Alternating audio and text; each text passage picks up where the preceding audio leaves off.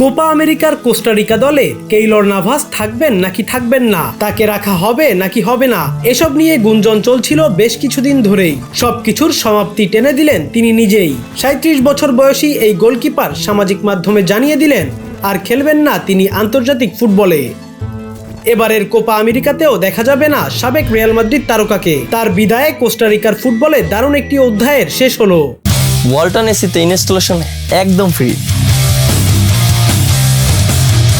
সেই 2008 সালে আন্তর্জাতিক ফুটবলে অভিষেক হয়েছিল তার। একটা সময় হয়ে ওঠেন দলের অতন্দ্র প্রহরী। দেশের হয়ে খেলেছেন তিনি 114 ম্যাচ, নেতৃত্ব দিয়েছেন অনেকগুলো ম্যাচে, বিশ্বকাপ খেলেছেন 3টি।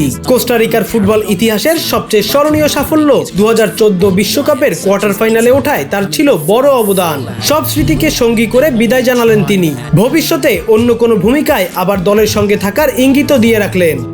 গত মার্চে আর্জেন্টিনার সঙ্গে ম্যাচটি হয়ে থাকলো দেশের জার্সিতে তার শেষ লড়াই। ক্লাব ফুটবলকে অবশ্য বিদায় বলেননি তিনি। ক্লাব ক্যারিয়ারের সেরা সময় কাটিয়েছেন তিনি রিয়াল মাদ্রিদে। লেভান্তে থেকে 2014 সালে তিনি পাড়ি জমিয়েছিলেন মাদ্রিদে। ইউরোপের সফলতম দলটির 3টি চ্যাম্পিয়ন্স লিগ জয়ে তার ছিল উল্লেখযোগ্য ভূমিকা।